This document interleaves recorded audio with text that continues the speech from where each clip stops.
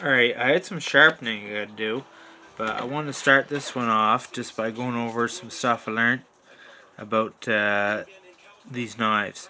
This is J.A. Henckel's, more specifically Zwilling J.A. Henckel's. Henckel's is the most popular kitchen cutlery uh, manufacturing company in the world, and they've been around for 300 years.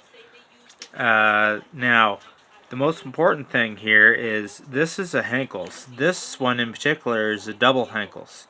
And you can see that because of, where is it now? Right here. There's two stickmen, okay? That's a double Henkel's. Some of these you'll see just has one stickman on there. That's not a double Henkel's, that's a single Henkel's. And then on the blade, you'll see Zwilling J.A. Henckel's. That's always a double Henckel's when it says Zwilling. If it says made in Germany, that's another indication. It's a Zwilling. It's a double Henckel's. Henckel's also makes a lot of their equipment in China and Spain, and that's not double Henckel's. It's not Zwilling. It is Henckel's. There's two separate companies. One's Henckel's, the other one's Zwilling Henckel's. Zwilling Henckel's makes these double Henckel's. Henckel's itself makes the single Henckel's. Just one dude here. And they don't. So anything says made in Germany, it's a Zwilling. That's a double Henckel's. Anything's made in Spain or China, it's elsewhere. And that's not a double Henckel's. So, anyways, now I moved. I don't know how I'm going to show this. I moved this drill setup. I don't know if you can see that or not. Anyways, I'm going to go back here and say I'm not sure if you can see it or not, and I haven't even tested this to make sure it's sharp.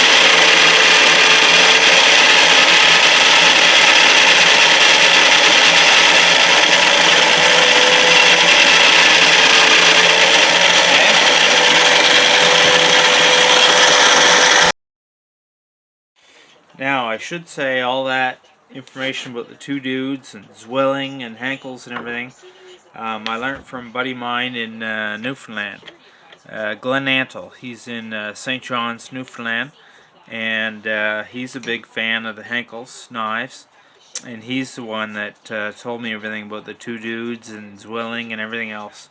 So I can see that's cleaned up quite a bit already. So that works pretty good. Just turn the stone on, a little bit of soap and water, and rub it in and rinse it off. So now, before I sharpen, the first thing I'm going to do is I'm going to go down that edge with the marker.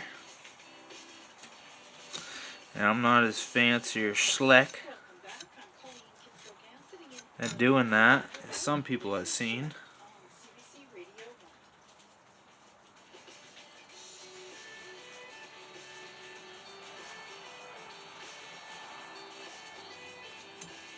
That was pretty darn good right there. So now we're going to sharpen. It's nice. I was talking to my buddy today, and everything we went over is kind of stuff I wanted to talk here. He said, how do you get your angle? So two things. It's the marker, and you take a piece of paper and you fold it in half once, and you get a 45-degree angle. Fold it in half again, Wow. Anyways, that should say 22.5 degrees. And that's close enough, 20 degrees. That's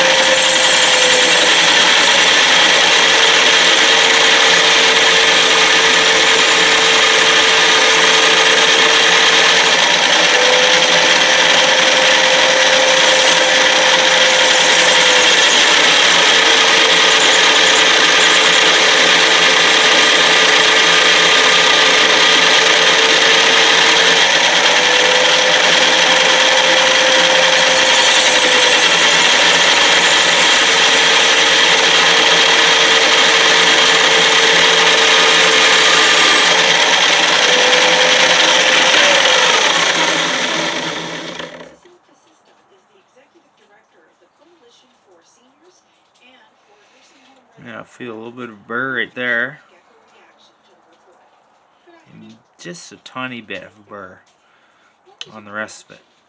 So we'll give her another go until we get a good burr and then break that off.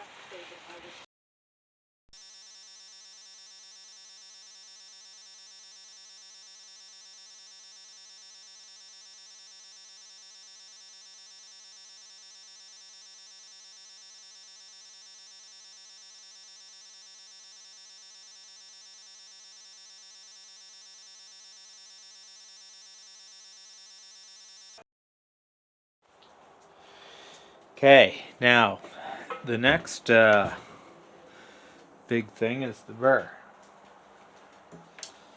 And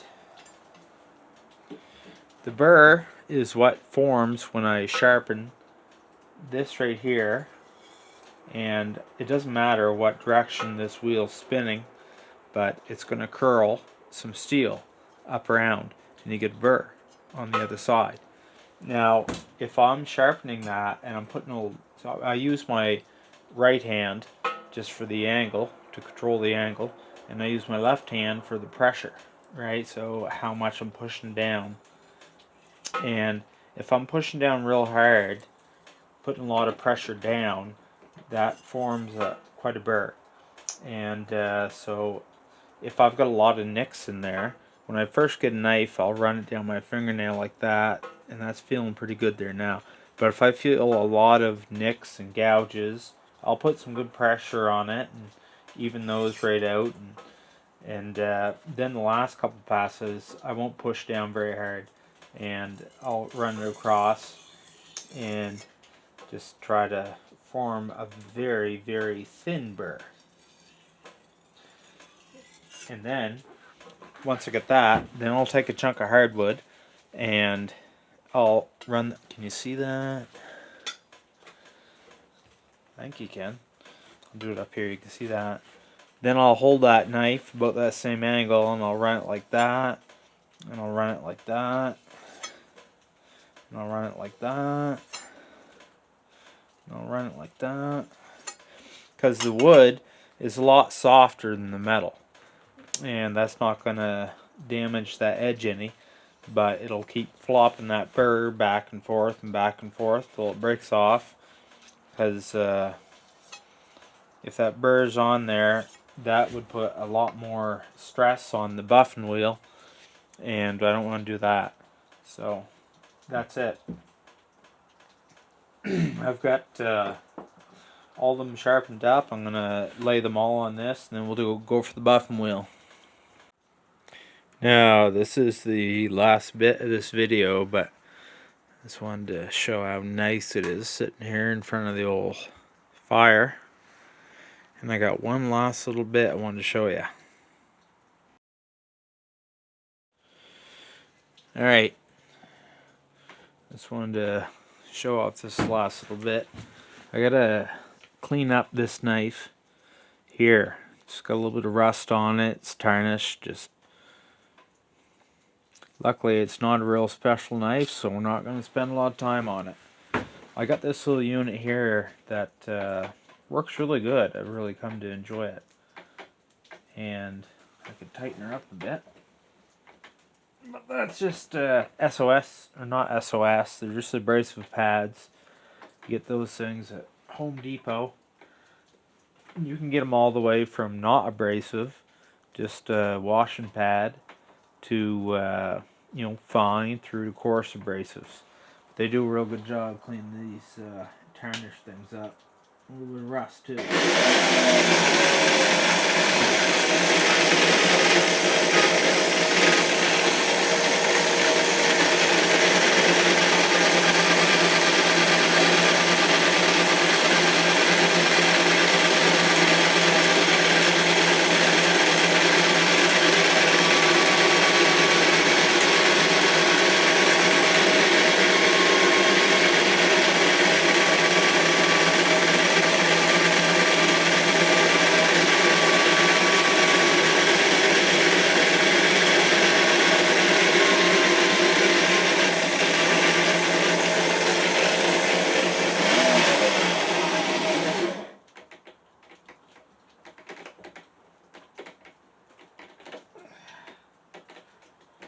Speed her up a bit too. A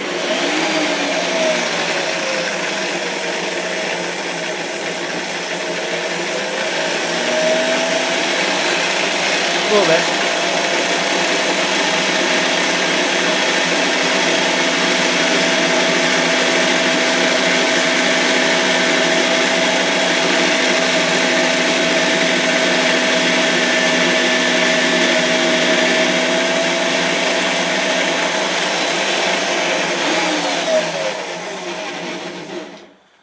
So you have to clamp down on them with a wrench.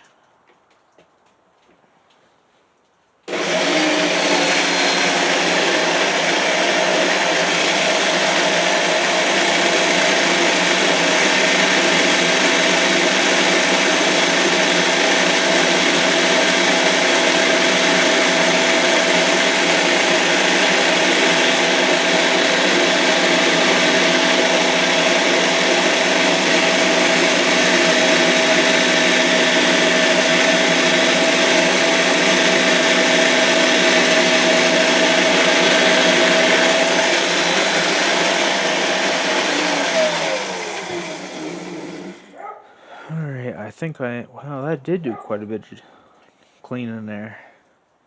Doesn't look too good, but when you compare it to the other side, it helped a lot. So I think I'm going to torque them up, put some oil on it, and keep going.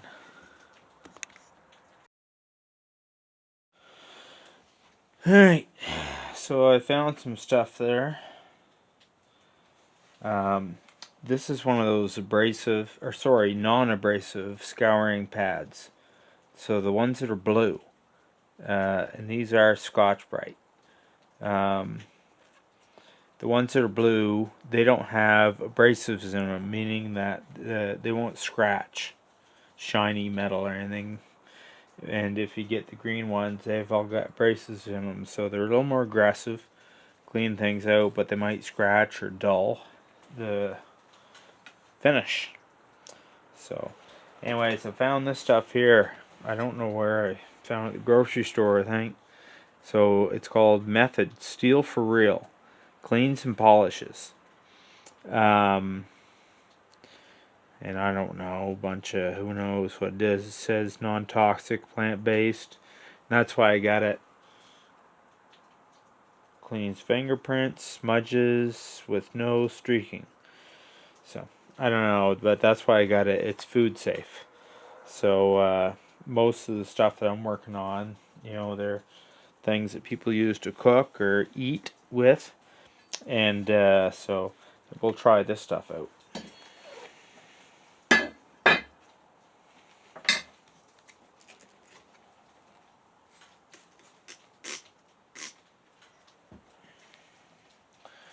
Who knows? Smells good anyway. I'm sure any liquid and a good scrubbing probably should let this stuff sit there for a bit. Imagine whatever's in there is probably caked in there pretty hard. But I think we'll do that. Might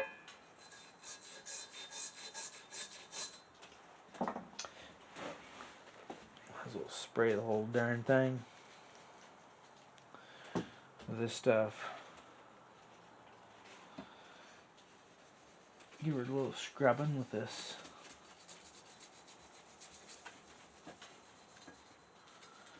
This thing.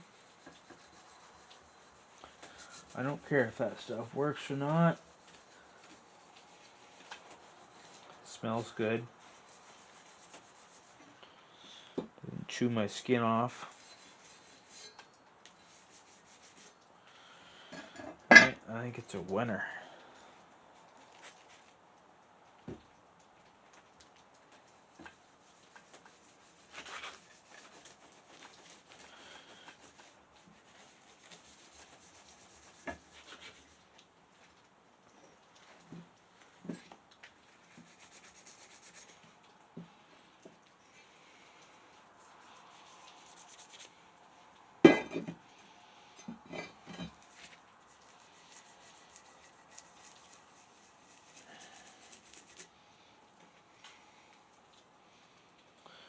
And I think we'll go back to this side.